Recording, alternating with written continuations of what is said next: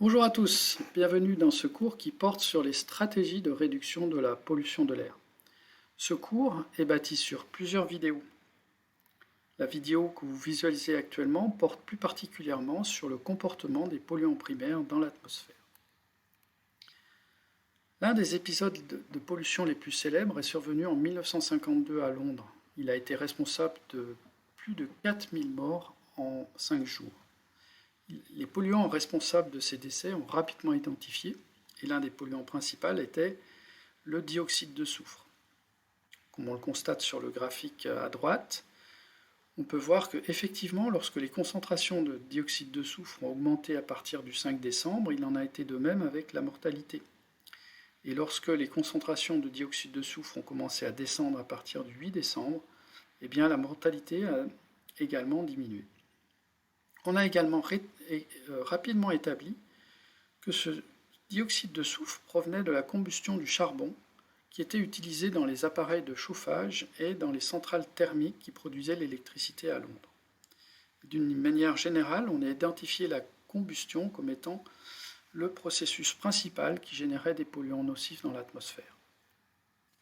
Alors cette combustion, elle fait intervenir des hydrocarbures qui proviennent du charbon, du pétrole, du gaz ou de la biomasse, comme par exemple le bois. Elle consiste à combiner ces hydrocarbures avec l'oxygène de l'air pour produire de l'énergie. Cette combustion va produire également de la vapeur d'eau et du gaz carbonique.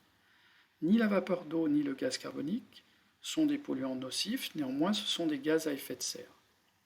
Alors la vapeur d'eau qui est générée par la combustion de carburants fossiles ne perturbe pas le cycle de l'eau au niveau global. Par contre, le gaz carbonique qui est émis par la combustion des énergies fossiles, lui, va perturber le cycle du carbone au niveau global et sera responsable de l'augmentation des concentrations de gaz carbonique dans l'atmosphère. Et comme vous le savez probablement déjà, c'est cette augmentation de concentration de gaz carbonique qui est actuellement responsable du réchauffement global que l'on connaît actuellement.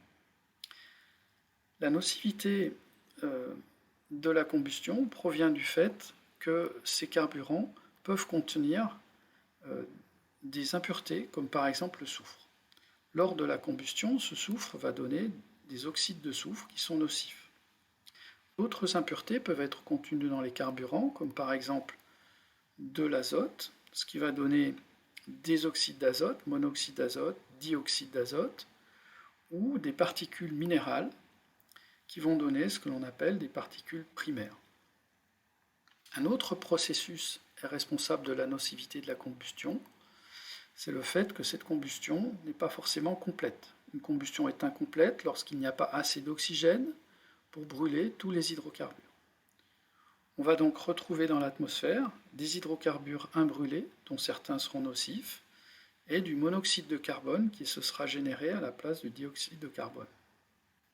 Ces molécules d'hydrocarbures vont s'agglomérer lors de la combustion pour produire des particules primaires, qui sont également nocives. Alors on peut améliorer la qualité de la combustion, on peut utiliser des carburants contenant moins d'impuretés, ce qui va faire diminuer la pollution. On va devoir faire face à un autre problème, c'est que pour augmenter la qualité de la combustion, on va produire des combustions à plus haute température. Et à ce moment-là, l'hydrogène de l'air va réagir avec l'oxygène de l'air pour produire des oxydes d'azote. Donc on voit que même si on arrive à améliorer la qualité des combustions et la qualité des carburants, eh bien on aura toujours émission de polluants, et en particulier d'oxyde d'azote. Alors d'autres processus sont responsables de l'émission de polluants, comme par exemple l'évaporation. Donc sous l'effet de la chaleur, les carburants qui sont utilisés par les véhicules, comme l'essence ou le diesel, vont s'évaporer et rejeter dans l'atmosphère des composés organiques volatiles, donc VOC pour Volatile Organic Compounds en anglais, qui sont des hydrocarbures en fait, qui vont être donc émis dans l'atmosphère par évaporation. Lors du passage des véhicules, ces véhicules pourront remettre en suspension les particules qui sont au sol, ou l'usure des différentes pièces mécaniques du véhicule va être aussi responsable de l'émission de particules primaires dans l'atmosphère. Alors, le trafic n'est pas le seul secteur d'activité qui peut émettre ce genre de polluants dans l'atmosphère. L'agriculture, par exemple, va être responsable d'émissions, par exemple, de particules. On aura aussi émissions de composés organiques volatiles naturels par les plantes. On parlera à ce moment-là d'émissions biogéniques. Alors tous ces polluants, une fois qu'ils sont émis dans l'atmosphère, ils vont être dispersés par les circulations atmosphériques. Et là, deux paramètres sont importants pour comprendre comment peuvent évoluer les concentrations dans l'atmosphère. Le premier, c'est la vitesse moyenne du vent. Donc plus le vent va se déplacer rapidement le long du sol, et plus les émissions vont être diluées dans un volume important. Et donc plus les concentrations seront basses. Le deuxième paramètre, c'est la hauteur de mélange. En fait, le vent ne s'écoule pas de manière régulière le long du sol, mais va s'écouler sous forme de tourbillons qui vont se former de manière plus ou moins aléatoire. On parlera de turbulence. Et plus ces tourbillons vont être forts, et plus ils vont mélanger les polluants sur une hauteur importante. Donc plus cette hauteur de mélange est forte, et plus les concentrations des polluants vont être faibles.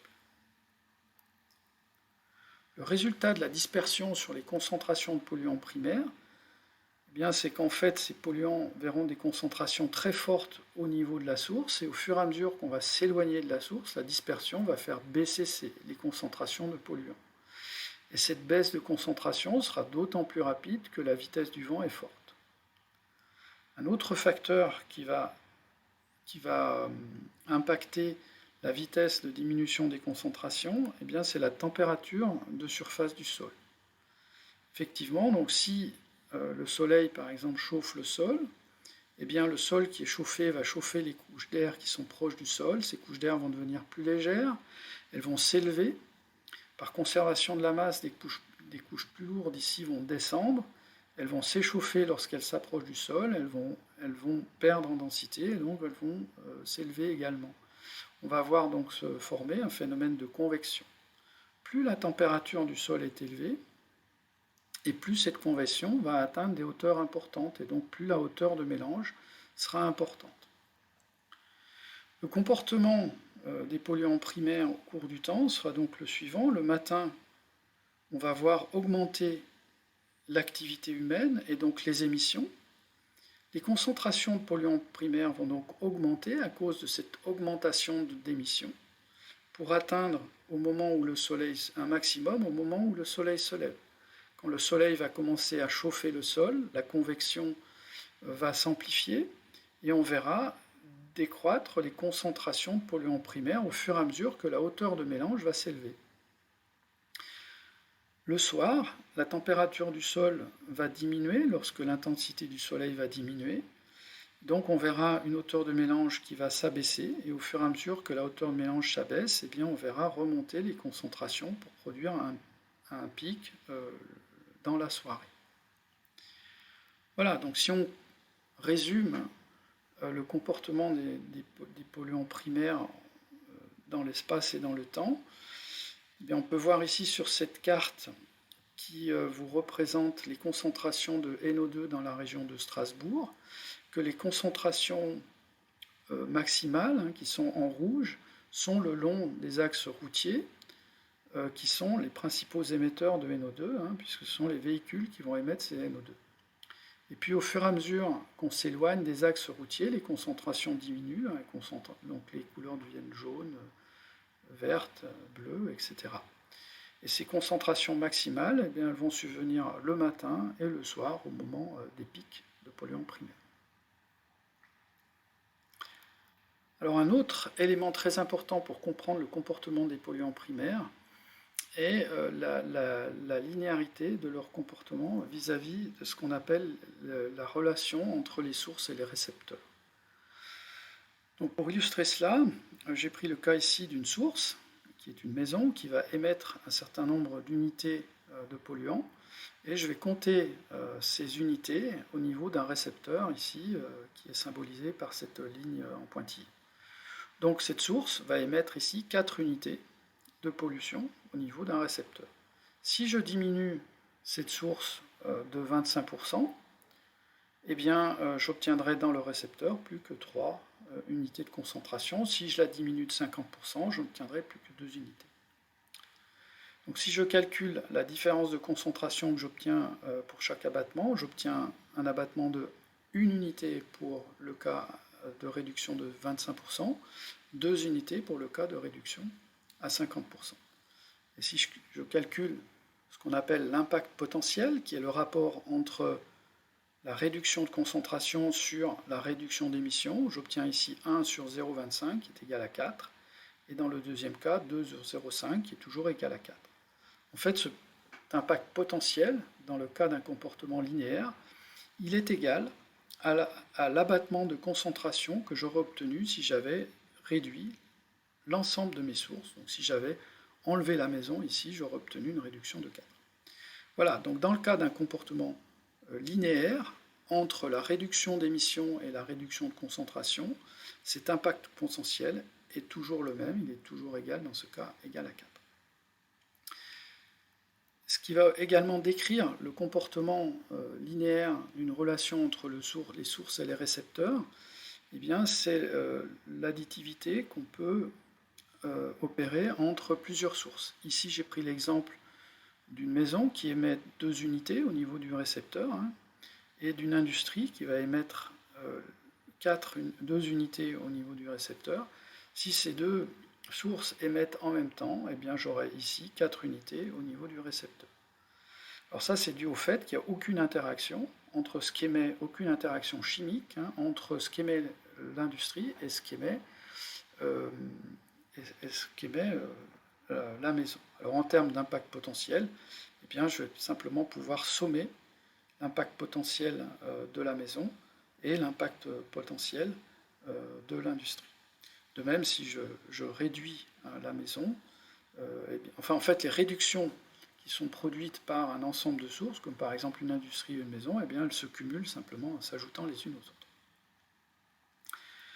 Donc les relations source-récepteur de nos polluants primaires vont être proches de la linéarité, surtout dans la mesure où les concentrations de polluants primaires sont maximum près des sources, et donc la chimie n'aura pas le temps proche des sources d'agir et de créer de la non-linéarité dans les relations source-récepteur des polluants primaires. Donc on pourra en déduire que lorsqu'on réduit les émissions, eh bien les concentrations de polluants primaires vont diminuer, et elles diminueront d'autant plus que la diminution des émissions sera forte. On pourra aussi déduire que des réductions provenant de plusieurs sources eh bien, vont se cumuler et donc vont pouvoir s'ajouter pour produire des diminutions de concentration de polluants primaires. Voilà, eh bien, je vous remercie de votre attention et puis je vous dis à bientôt sur une de mes prochaines vidéos.